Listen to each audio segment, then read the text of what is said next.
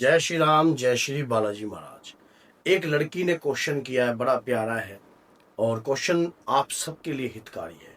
Video को share जरूर करना, क्या पता कोई व्यक्ति किस प्रकार से परेशान हो। शत्रु को बिना लड़े, बिना लड़ाई झगड़ा करे, उसे दूर कैसे करें। कोई भी अगर आपका अज्ञात शत्रु है, आपको परेशान करता है, कैसी परिस्थितियां आपके सामने लाकर खड़ा कर देता है, ऐसे शत्रु से कैसे निपटा जाता है, किस प्रकार से हम उस शत्रु का बंधन कर सकते हैं, हम उस शत्रु का स्तंभन कर सकते हैं। कई बार कुछ अज्ञात शत्रु हमारे पीछे पड़ जाते हैं, जो हमारी हर बात की काट करते हैं, हर प्रकार का हमें घेरने का उन्होंने मान लो ठेका ही ले रखा होता है, हमें टोकने का, हमें बदनाम करने का, हमें पीड़ा पहुंचाने का। हर किसी ना किसी व्यक्ति का कोई ना कोई शत्रु जरूर होता है।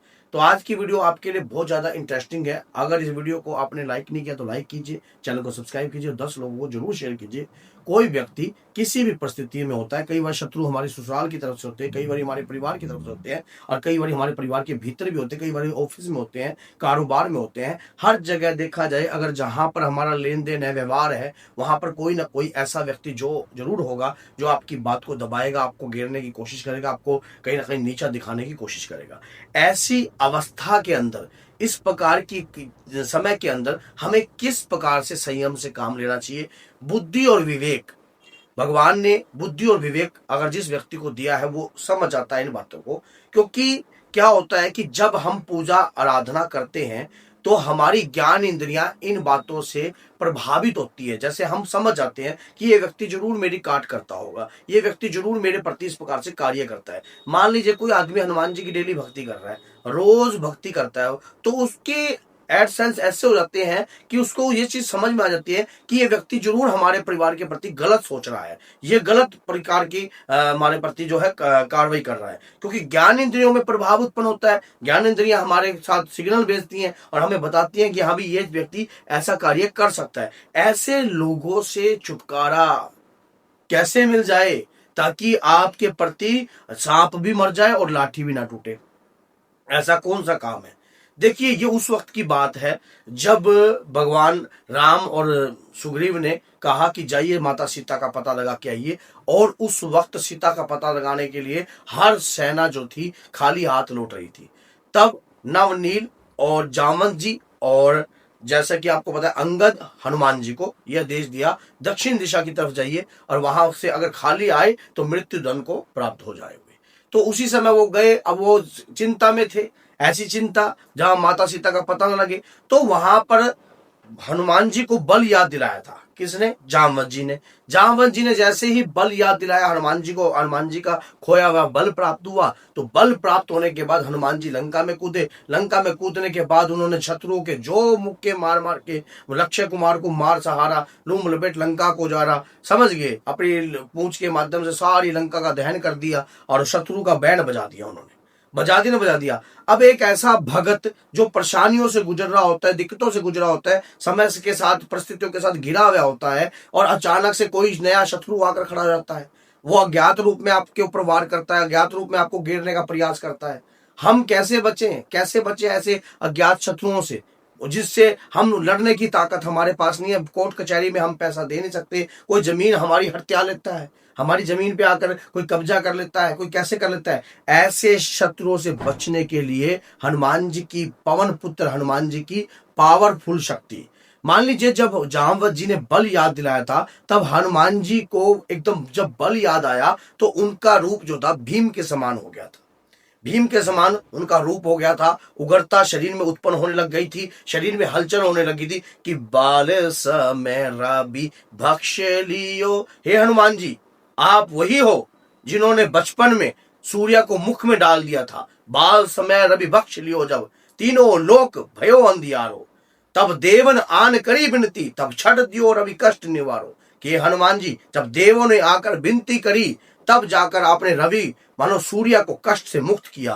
तब कौन ही जानत है जग में कभी संकट मोचन नाम तिवारो। कि हे हनुमान जी महाराज, आपके बारे में कौन नहीं जानता। इस वक्त हम घोर संकट में हैं और शत्रु जो है माता सीता को वहां पर रखे बैठा है, वहां तक हमारी पहुंच नहीं जा रही है, तो आप ही संकट मोचन बनिए।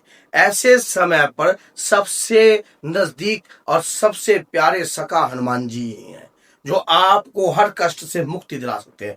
पहली बात ये, और दूसरी ये कि वो कलयुग के राजा हैं, कलयुग में प्रधान रूप के देवता हैं, जो कि कर्म के अनुसार सजा देते हैं। मेहंदीपुर बालाजी में विराजमान है, सालासर बालाजी में विराजमान है, तो सेठ महाराज के रूप में भी विराजमान है, दुख दरिद्रता को दूर भगाते हैं। ऐसे देवता को अगर आप प्रसन्न कर लेते हो तो आपके समस्त शत्रु स्तंभित हो जाएंगे। प्रसन्न कैसे होंगे? हनुमान जी को सबसे अति प्रिय पाठ देकर। जैसे आपके कोई शत्रु हैं तो आप क्या करना है, 7 मंगलवार इस पाठ को करो या 7 शनिवार इस पाठ को करो। आपने 7 शमी की लकड़ी लेनी है, 7 भोजपत्र लेने हैं और 8 गंधक शाही लेनी है। शमी की लकड़ी से शत्रु का नाम लिखना है भोजपत्र पर, भीमसेन कपूर उसके अंदर रखकर और एक भीमसेन कपूर उसके ऊपर रखकर आपने सुंदरकांड का पाठ पूर्ण होने के बाद उसे जला देना है भोजपत्र समेत। और जब वो चूरा हो जाता है, जल के राख हो जाता है, उस दिशा की तरफ, जिस दिशा की तरफ आपका शत्रु है, फूंक मार देनी है। शत्रु ऐसे उड़ जाएगा जैसे धूल उड़ गई है। आपके प्रति जो है उसके विचारधाराएं एकदम बदल जाएंगी, आपके प्रति गलत प्रकार की सोच एकदम दूर हो जाएगी। आपके प्रति अगर वो किसी भी प्रकार की वाणी या कोई भी निंदा वक्त कार्य आपके प्रति करता है तो कर नहीं पाएगा। शत्रु इसी प्रकार से आप हर प्रकार के शत्रुओं को दूर कर सकते हो। और ये जो मैंने आपको बताया है ये 100% काम करेगा आपके लिए। कहते हैं कि रतन सिंहासन बैठे बाबा, सबका मुजरा देख, जैसी जिसकी भावना बाबा वैसा ही फल दे।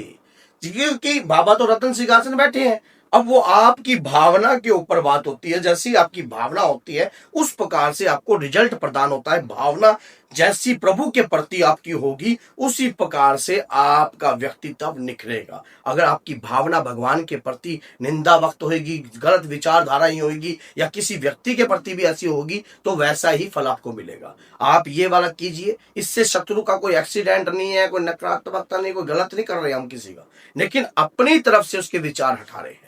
अपना नाम लेकर कि मैं इस कार्य को, इस पाठ को कर रहा हूं, प्रभु मैं आपको सुना रहा हूं, मुझे इस पाठ के बदले कुछ नहीं चाहिए, ना धन ना दौलत ना कुछ, सिर्फ जो मेरी चुगली करता है, जो नकारात्मकता विचार मेरे प्रति रखता है या गलत प्रकार मेरे परिवार के प्रति रखता है या मेरे प्रति कुछ गलत सोच रखता है, ऐसे व्यक्तियों से मुझे छुटकारा दिला दीजिए। हे बाबा मेरी ये अरदास स्वीकार कीजिए। सच्चे मन से इस प्रकार की प्रार्थना, सच्चे मन से इस प्रकार का कार्य जो व्यक्ति करता है उसे लाभ अर्जित होता है, उसे कृपा प्राप्त होती है। ऐसे समय पर कार्य करने से आपका व्यक्तित्व निखरता है, आपके ऊपर कृपा प्राप्त होती है, आपके ऊपर शक्ति प्राप्त होती है। और जब हम ऐसा कार्य करते हैं हमारे जीवन में बदलाव उत्पन्न हो जाता है। ये वीडियो अपने तक रखना एक किस्म का हर भक्त के साथ नाइंसाफी होगी। आप इस वीडियो को शेयर कीजिए। जो भी लोग किसी भी प्रकार की परेशान है, दिक्कत में है, समस्या में है, तो वो किसी भी प्रकार की समस्या में ना रहे और अपनी इस वीडियो के माध्यम से अपने अज्ञात शत्रुओं को स्तंभित कर सके और उन्हें अपने से दूर कर सके। वीडियो बनाने का उद्देश्य यही है, शेयर जरूर करना, क्योंकि एक शेयर किसी की जिंदगी को बदल सकता है। तो बोलिए जय सीताराम, जय श्री बालाजी महाराज, जय माता की, जय बालाजी।